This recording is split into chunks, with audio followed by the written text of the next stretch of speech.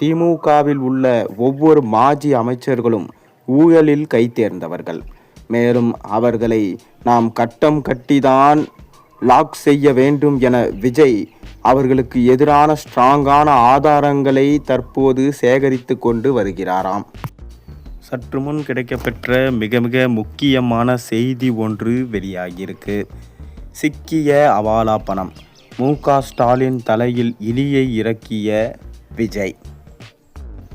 விஜய் தலைமையிலான தாவேக ஆட்சி அமைந்ததை தொடர்ந்து திமுகவின் ஊழல் அமைச்சர்களை கட்டம் கட்டும் முயற்சியில் ஈடுபட்டிருக்கிறாரு விஜய். மேலும் இவர்களுக்கு எதிராக எடுக்கும் நடவடிக்கைகள் நீதிமன்றத்தில் சென்று முக்கிய வாதங்களை வைத்து திமுகவின் முக்கிய புள்ளிகள் தப்பித்து கொண்டு வருகிறார்கள். மேலும் இது போன்ற ஊழல் வழக்குகளிலிருந்து தப்பிப்பதில் திமுகவினர் கை தேர்ந்தவர்கள் என்பதனால அவர்களை திட்டமிட்டபடி கட்டம் கட்ட முடியாமல் தடுமாறிக்கொண்டு வருகிறார் விஜய்.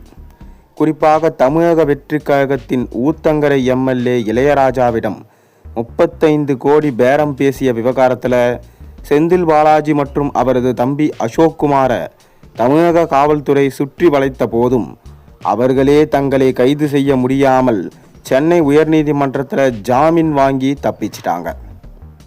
மேலும் தற்போது சென்னை உயர்நீதிமன்றத்தின் தீர்ப்பை எதிர்த்து செந்தில் பாலாஜி மீதான முன்ஜாமீனை ரத்து செய்ய வேண்டும் என்று உச்சநீதிமன்றத்தில் மேல்முறையீடு செய்ய போகிறார் முதல்வர் விஜய். இதற்காக தற்போது சட்ட வல்லுநர்கள் மற்றும் காவல்துறை அதிகாரிகளிடம் அவர் ஆலோசனையில் ஈடுபட்டு வருவதாக சொல்லப்படுது.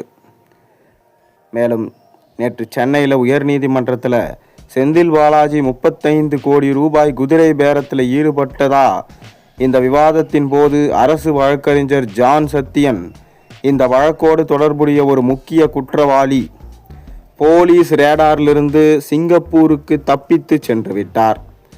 அவர் அங்கிருந்தபடியே அவாலா பணத்தை வழங்க முயற்சி செய்தார் என்று நீதிமன்றத்தில் சொல்லியிருக்கிறார். இது குறித்த ஆதாரங்களை அரசு தரப்பில் சரியானபடி நீதிமன்றத்தில் சமர்ப்பிக்க முடியாது. குறிப்பாக அவர்கள் பேசிய ஆடியோ குறித்த எந்த தகவலும் கொடுக்கப்படாததனால செந்தில் பாலாஜிக்கு நீதிபதிகள் ஜாமீன் கொடுத்து விட்டார்கள். மேலும் 35 கோடி ரூபாய் குதிரை பேர விவகாரத்தில் சிங்கப்பூருக்கு தப்பிய அந்த நபரை கைது செய்தது குறித்து வீடியோ ஆதாரங்களை நாம் கைப்பற்றினால் மட்டுமே அந்த வழக்கில் செந்தில் பாலாஜிக்கு நாம் செக்கு வைக்க முடியும் என முதல்வர் விஜய் அவர்கள் தற்போது தீவிரமாக ஆலோசனை செய்து வருகிறார். மேலும் அவர்கள் மீது குதிரை பேர வழக்கில் செந்தில் பாலாஜி மற்றும் அசோக்குமார் பெயரில் எஃப்ஐஆர் இல்லை. அதனால்தான் அவர்கள் இருவரும் தப்பித்து விட்டனர். தப்பி ஓடிய அந்த நபரை சர்வதேச போலீஸ் உதவியோடு கைது செய்து தமிழ்நாட்டுக்கு கொண்டு வரவும் அவர்கள் கிட்ட இருந்து வீடியோ மற்றும் டிஜிட்டல் ஆதாரங்களை மிக வலுவாக மாற்றவும் தமிழக காவல்துறைக்கு விஜய் அவர்கள் உத்தரவுகளை பிறப்பித்துள்ளார். உயர்நீதிமன்றத்தில் செந்தில் பாலாஜி வழக்கறிஞர் வாதாடும் போது தமிழக சட்டமன்றத்தில் திமுகவுக்கு 59 எம்எல்ஏக்கள் மட்டுமே இருக்கிறாங்க. அப்படி இருக்கும்போது அவர்களால் எப்படி ஆட்சியை கவிழ்க்க முடியும்? அதோடு சபாநாயகருக்கு எதிராக வாக்களிக்க கூடியதை எப்படி ஆட்சி கவிழ்ப்பு என்று சொல்ல முடியும் என கூறியிருக்கிறார். அதற்கு எதிராக பேசிய அரசு வழக்கறிஞர், இதை நாங்கள் சபாநாயகருக்கு எதிரான செயலாக பார்க்கல, தற்போதைய தமிழக வெற்றி கழக அரசை கவிழ்ப்பதற்கு நடக்கும் சதி, அதுதான் நாங்கள் பார்க்குறோம்.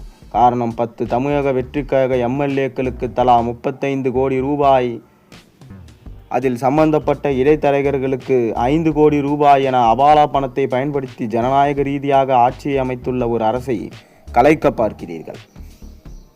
மேலும் சென்னை உயர் நீதிமன்றத்தில் தாவேக அரசை கவிழ்க்க முயற்சி செய்ததாக நடந்த விவாதத்திற்கு பிறகு தற்போது சிங்கப்பூருக்கு தப்பி ஓடிய அந்த முக்கிய குற்றவாளியை கண்டுபிடிக்கும் முயற்சியில் இறங்கிட்டாரு விஜய். சென்னை உயர் நீதிமன்றம் செந்தில் பாலாஜிக்கு கொடுத்திருக்கும் ஜாமீன் விவகாரத்தை சுப்ரீம் கோர்ட்டுக்கு கொண்டு சென்று மேல்முறையீடு செய்ய போகிறார்.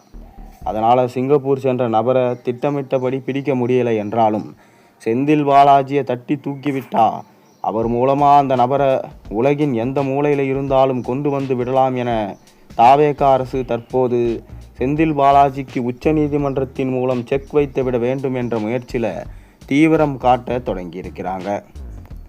திமுக குடும்பத்திற்கு மிக முக்கியமாக நெருக்கமாக செந்தில் பாலாஜியை முதலமைச்சர் விஜய் விடாமல் துரத்துவதால் முன்னாள் முதலமைச்சர் மு.க. ஸ்டாலின் தற்போது அதிர்ச்சியில் இருக்காராம். தொடர்ந்து செந்தில் பாலாஜி ஏற்கனவே போக்குவரத்து துறையில் வேலை வாங்கி தருவதாக பல்வேறு ஊழல்களை செய்து பிறகு அமலாக்கத்துறையின் மூலமாக கைது செய்யும் போது நெஞ்சுவலி என கூறி பிறகு 15 மாத காலங்கள் சிறையில் இருந்தார். அதன் பிறகு தற்போது ஜாமீனில் இருக்கிறார். தொடர்ந்து மின்சாரத்துறையில் அமைச்சராக இருக்கும்போது நிலக்கரி ஊழல் மற்றும் மின் மாற்றிகளை கொள்முதல் செய்ததில் ஊழல் என பல்வேறு கட்ட ஊழல்களை செய்துள்ளார். ஸ்டாலின் அவர்களுக்கு வலதுகரமாகவே செயல்பட்டவர் செந்தில் பாலாஜி. கரூரில் அவ்வளவு பெரிய அசம்பாவிதத்தை ஏற்பாடு செய்ததும் செந்தில் பாலாஜி தான். எப்படி 5 நிமிடத்திற்குள் கரூருக்கு அவரால் வர முடிந்தது? ஏற்கனவே இது திட்டமிடப்பட்ட சதியா? இப்படி ஒரு அசம்பாவிதம் நடக்கப் போவது என ஏற்கனவே தெரிந்துதான் செந்தில் பாலாஜி மருத்துவமனையில் விரைந்து சென்றாரா? ஸ்டாலினும் எப்படி அங்கு வந்தார் என்பெல்லாம் தற்போது கேள்விகள் எழுப்பப்பட்டு வருகிறது. தொடர்ந்து விஜயை கட்டம் கட்டி முடித்துவிடலாம் என செந்தில் பாலாஜி நினைத்து கொண்டிருந்தார். அப்படி இருக்கையில் திமுக ஆட்சி படுதோல்வியை சந்தித்து தாவேகாவின் ஆட்சி தமிழகத்தில் நிறுவியது. இதனால்தான் எப்படியாவது விஜய் அவர்கள் ஆட்சியை கவிழ்த்துவிட வேண்டும், இல்லையென்றால் நமக்கு எதிராக ஆதாரங்களை திரட்டி நீதிமன்றத்தில் சமர்ப்பித்து விட்டால் பிறகு நம்மால் தப்பிக்க முடியாது, கரூர் கேஸிலும் நம்மை வலுவாக மாட்டிவிட்டு விடுவார்கள் என்கின்ற விஷயத்தால் தான் தற்போது 35 கோடி பேரம் பேசினார். அதில் அவாலா பணம் மூலமாக சிங்கப்பூரில் உள்ள நபர் தனியார் ஏஜென்சி மூலம் 35 கோடி ரூபாய் பேரம் பேசப்பட்டதாக சொல்லப்படுகிறது. மேலும் சிங்கப்பூர் புள்ளி திமுக குடும்பத்தை சார்ந்தவர் என்றும் சொல்லப்படுது. அவர் மூலமாக தான் அவாலா பணத்தை இறக்கி இடைத்தரகர்கள் மூலம் தாவேகா எம்எல்ஏக்கு கொடுக்க திட்டமிட்டு இருந்ததாகவும் தெரிய வந்திருக்கு. அதனால் செந்தில் பாலாஜியை இந்த வழக்கில் வசமாக சிக்க வைத்து விட்டா அடுத்த கட்டமாக சிங்கப்பூர் புள்ளியையும் கொண்டு வந்து ஒட்டுமொத்தமாக திமுக குடும்பத்தையும் ஆப்பு அடித்து விடலாம் என முதல்வர் விஜய் களமிறங்கி இருப்பதாகவும் செய்திகள் வெளியாயிருக்கு. மேலும் தொடர்ந்து விஜய் அவர்கள் இவ்வாறு செய்யும் பட்சத்தில் லண்டனிலிருந்து இன்னும் தமிழகம் திரும்பாத ஸ்டாலின் அவர்களுக்கு தலையில் பேரிடியாக தற்போது இறங்கியுள்ளது.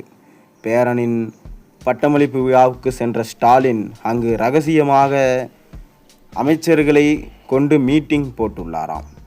ஒவ்வொரு மாஜி அமைச்சர்களும் பல்வேறு கட்ட ஊழல் செய்துள்ளதால் அவர்களை நீக்கிவிட்டு இளைஞர்களுக்கு வாய்ப்பளிக்கலாம் என முடிவெடுத்திருக்கிறாராம் ஸ்டாலின்.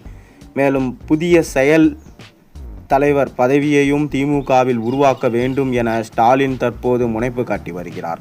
ஆனால் விஜயின் புதிய யுக்தி ஸ்டாலின் அவர்களின் ஒட்டுமொத்த திமுக வாழ்க்கை அஸ்தமனம் ஆகிவிடும் என்கின்ற நிலைமைக்கு சென்று விட்டது. நீங்கள் என்ன நினைக்கிறீங்க? உங்கள் கருத்துக்களை மறக்காமல் கீழே கமெண்ட் வாயிலாக தெரிவியுங்க.